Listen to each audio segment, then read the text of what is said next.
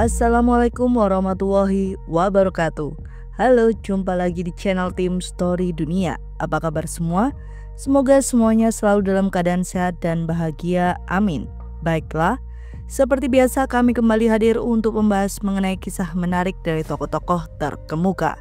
Dan kali ini kami kembali mengangkat salah satu kisah dari seorang pangeran yang diselimuti rasa iri sepanjang hidupnya, hingga pada akhirnya berhasil menjadi seorang raja. Tak lain dan tak bukan, dirinya adalah Raja Maximilian dari Meksiko yang harus berakhir tragis di regu tembak. Penasaran dengan kisahnya?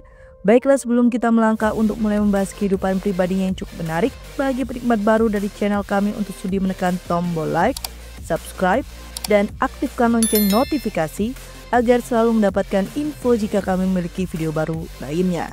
Dan untuk kalian yang tidak sempat melihat video kami yang lalu, di mana kami membahas Ratu Isabella II dari Spanyol yang harus wafat di tanah pengasingan, dapat dilihat di video kami sebelumnya ya.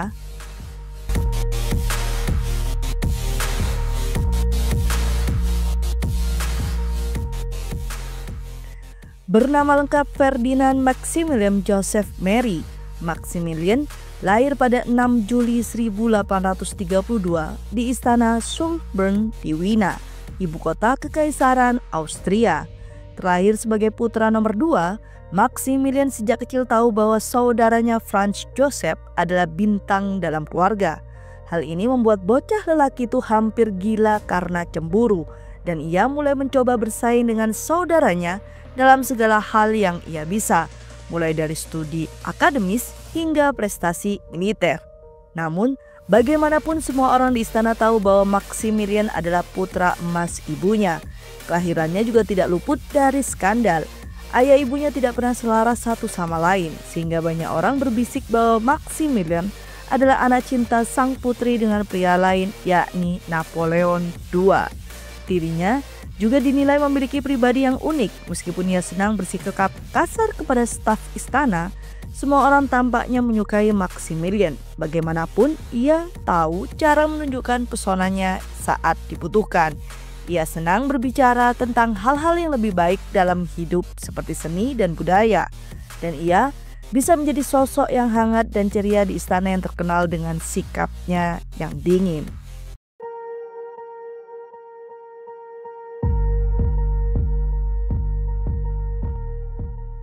Pada tahun 1848, Maximilian mendapat satu kenyataan pahit ketika sang pangeran masih remaja. Pamannya turun tahta di tengah kekacauan politik yang mengubah saudara Maximilian yang berusia 18 tahun menjadi Kaisar Franz Joseph dari Austria. Dalam sekejap mata, semua yang ditakutkan Maximilian menjadi kenyataan, yakni kakaknya menjadi kaisar. Dengan Franz Joseph akhirnya menjadi kaisar, Maximilian tidak tinggal di istana Wina untuk melihatnya menjalani peran kerajaannya. Sebaliknya, sang pangeran memulai karirnya di Angkatan Laut bersama Angkatan Laut Kekaisaran Austria. Naik pangkat dengan tekad yang kuat untuk kembali dan menunjukkan kepada saudaranya siapa yang terbaik. Pada tahun 1852, Maximilian yang masih hijau pergi ke Portugal untuk singgah bersama Angkatan Laut dan mengunjungi sepupunya Putri Maria Amelia dari Brazil yang cantik dan rupawan. Meskipun pasangan itu pernah bertemu sebelumnya saat mereka masih anak-anak, mereka kini jatuh cinta dengan penuh gairah dan Maximilian segera melamarnya. Hanya beberapa bulan setelah pertunangan mereka, Maria Amelia terserang demam berdarah. Meskipun ia selamat dari penyakit itu, kesehatannya tidak pernah pulih. Dan sebaliknya, ia mulai menunjukkan gejala tuberkulosis. Dalam upaya putus asa untuk menyelamatkan hidupnya, keluarganya membawanya ke Madeira yang beriklim lebih hangat, tetapi tidak berhasil. Ia meninggal pada bulan Februari 1853, meninggalkan Maximilian dalam keadaan sangat berduka.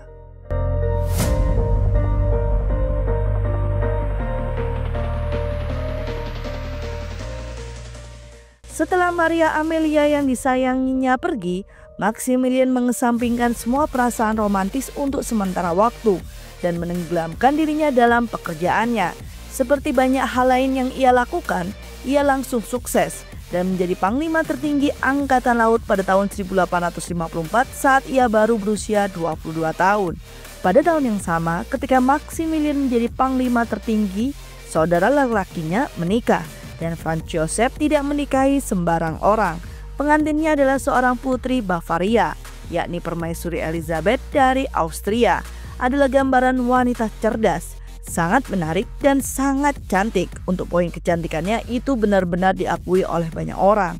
Setelah kehilangan tunangannya sendiri, dapat dikatakan Maximilian tidak terima saat saudaranya menikah dan juga pengantinnya sangat cantik. Dia merasa dikalahkan untuk kesekian kalinya. Namun anehnya, walau dia harusnya merasa jengkel dengan saudara iparnya, Maximilian malah sangat akrab dengan Permaisuri Elizabeth atau yang biasa mereka panggil dengan sebutan Sisi. Melihat kedekatan putra emasnya dengan menantu yang kurang ia senangi, ibunya menyuruhnya untuk mencari pendamping. Maximilian tahu persis apa yang harus dilakukan untuk membahagiakan ibunya. Ia kemudian mencari calon istri untuknya, dan sungguh dia memilih calon istri yang luar biasa.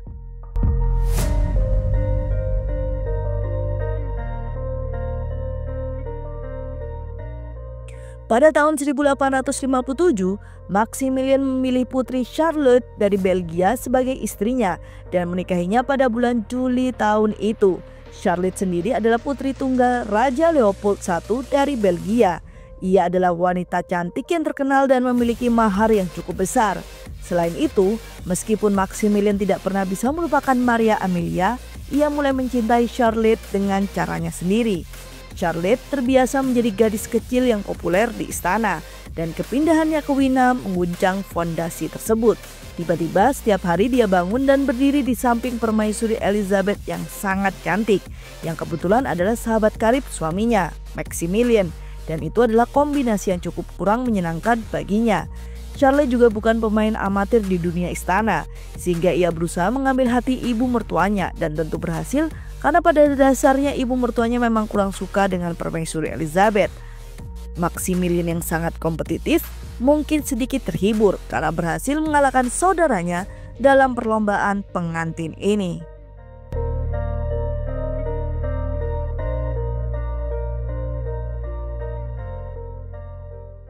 Di tahun ketiga pernikahan Maximilian dengan putri Charlotte, pasangan baru itu mengambil alih pemerintahan Milan.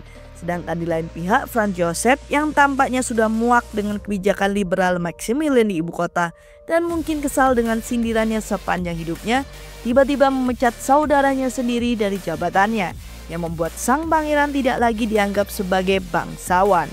Selama beberapa bulan berikutnya, mengisi kekosongan waktunya, Maximilian menghabiskan uang mereka untuk hal-hal aneh. Ia dan Charlotte membangun kastil Miramare yang menakjubkan di dekat Trieste, tempat peristirahatan bak negeri dongeng yang terletak tepat di tepi air. Namun pada akhirnya kebosanan menghampirinya. Pada tahun 1859, Maximilian ingin sekali berpetualang dan ia mulai perjalanan keliling Eropa. Ia menghabiskannya dengan mengunjungi lokasi-lokasi yang berkaitan dengan Maria Amelia, cinta yang telah lama hilang, dan menganggapnya sebagai ziarah romantis.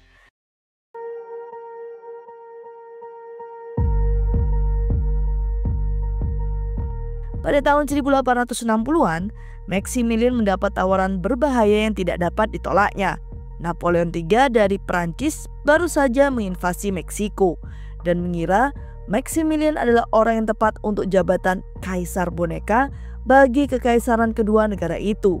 Itu adalah gelar yang hanya pernah diimpikan oleh Maximilian yang selalu iri dengan saudaranya itu. Jadi ketika dia berkata iya, itu mengubah hidupnya selamanya.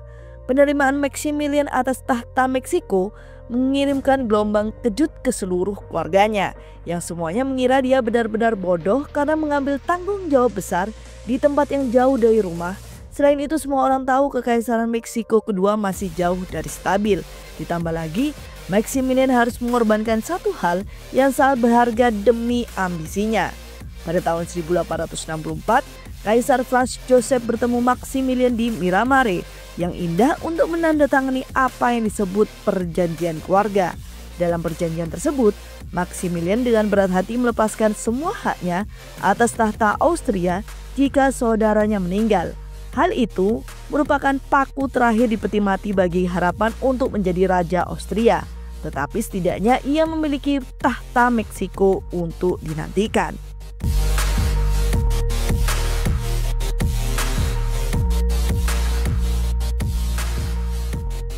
Maximilian dan istrinya Charlotte mendarat di Veracruz, Meksiko pada tanggal 29 Mei 1864.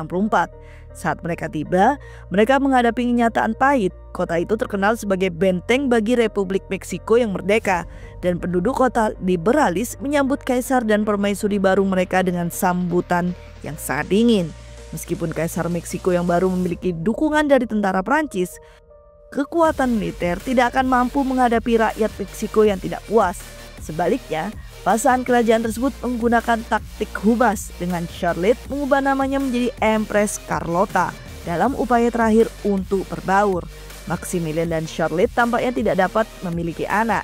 Jadi mereka menempuh cara klasik orang kulit putih kaya yang mengadopsi dua pewaris Meksiko, Agustin dan Salvador de Iturbide. Kedua anak laki-laki itu adalah cucu dari Kaisar Meksiko sebelumnya.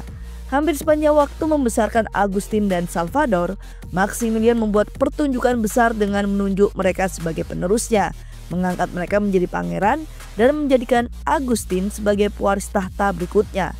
Namun di balik panggung sandiwara itu, kenyataannya Maximilian tidak pernah bermaksud untuk memahkotai kedua anak laki-laki itu, karena ia tidak melihat mereka sebagai bangsawan. Agustin dan Salvador selama ini hanyalah pion. Kenyataannya, Maximilian ingin saudaranya Archduke Karl mengirimkan salah satu putra Austrianya yang berdarah murni untuk dijadikan waris.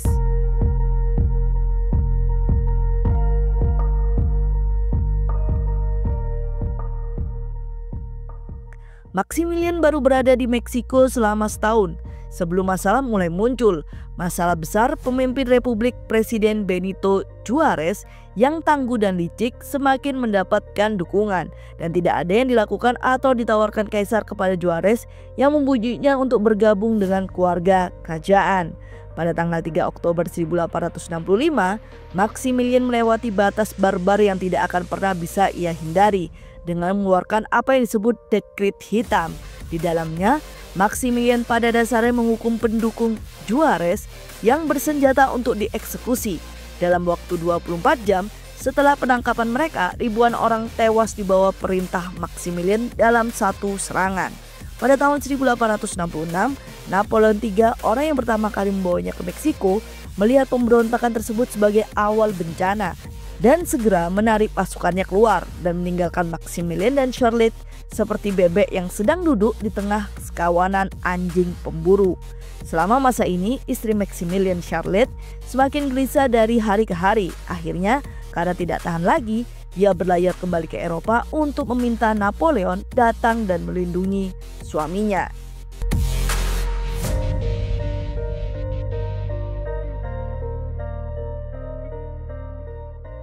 Ketika Maximilian masih berada di Meksiko, dia tidak tahu bahwa istrinya telah menjadi gila total.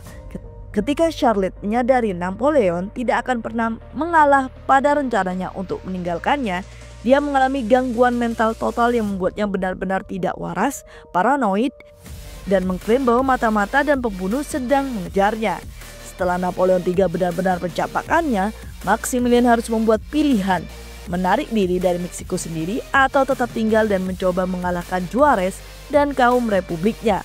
Ya, dia salah memilih, keras kepala, kompetitif, dan terlalu putus asa untuk membuktikan dirinya sampai akhir. Maximilian mengumpulkan sedikit pendukungnya yang tersisa dan bertahan, menolak untuk turun tahta atau menyerah. Setelah kehilangan banyak wilayah dari Juarez tanpa dukungan tentara Prancis, Maximilian mundur ke kota Querétaro hanya untuk bertahan dari pengepungan musuh yang hebat selama berminggu-minggu. Akhirnya, ia harus mengakui bahwa semuanya telah hilang.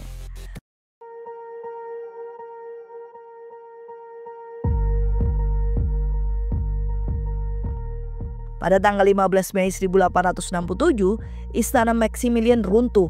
Pasukan Republik menangkapnya saat mencoba menerobos garis pertahanan musuh dan menjadwalkannya untuk diadili di pengadilan militer. Dalam hitungan bulan, semua yang dicintai Maximilian lenyap. Istrinya gila, Keluarganya tinggal di seberang lautan dan kerajaannya bukan lagi miliknya. Satu-satunya yang tersisa adalah menunggu hasil persidangan dan menemui ajalnya. Dalam membuat dekret hitamnya, Maximilian telah menjadi musuh seumur hidup kaum liberal dan mereka tidak akan segera melupakan pelajaran berdarah yang telah diberikannya kepada mereka. Jadi ketika tiba saatnya pengadilan militer, mereka dengan mudah mendapati mantan Kaisar Meksiko itu bersalah. Namun lebih dari itu, mereka menjatuhkan hukuman mati kepadanya. Saat bulan Juni tiba di Meksiko, disertai panas yang menyengat, Benito Juarez mulai menyiapkan regu tembak yang akan mengeksekusi Maximilian I bersama dua jenderalnya yang paling setia.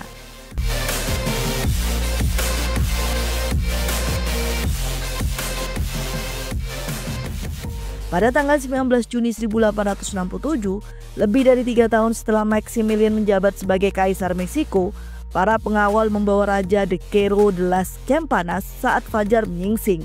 Pada titik ini, Maximilian tahu bahwa ia tidak punya pilihan lain kecuali menghadapi laras senjata. Namun sebelum mereka melakukannya, ia melakukan tindakan terakhir yang memilukan. Ketika dia bertemu dengan orang-orang yang akan menembaknya, dia bersikeras berbicara bahasa Spanyol kepada mereka dan kemudian memberi setiap prajurit sebuah koin emas. Namun itu bukan sekedar pembayaran. Ketika Maximilian meletakkan koin-koin itu di tangan para pria itu, ia menjelaskan kepada mereka bahwa ini adalah pembayaran di muka karena tidak menembak wajahnya ketika mereka membidik dan menembaknya. Mengapa? Karena ketika jasadnya kembali ke Austria, ia ingin ibunya tercinta, Sophie, dapat melihat wajahnya dan mengenalinya. Benito Juarez bermaksud menjadikan Maximilian sebagai contoh, dan selama hampir setahun setelah eksekusinya, kaum liberal memajang jasadnya yang telah dibalsem agar semua orang dapat melihatnya.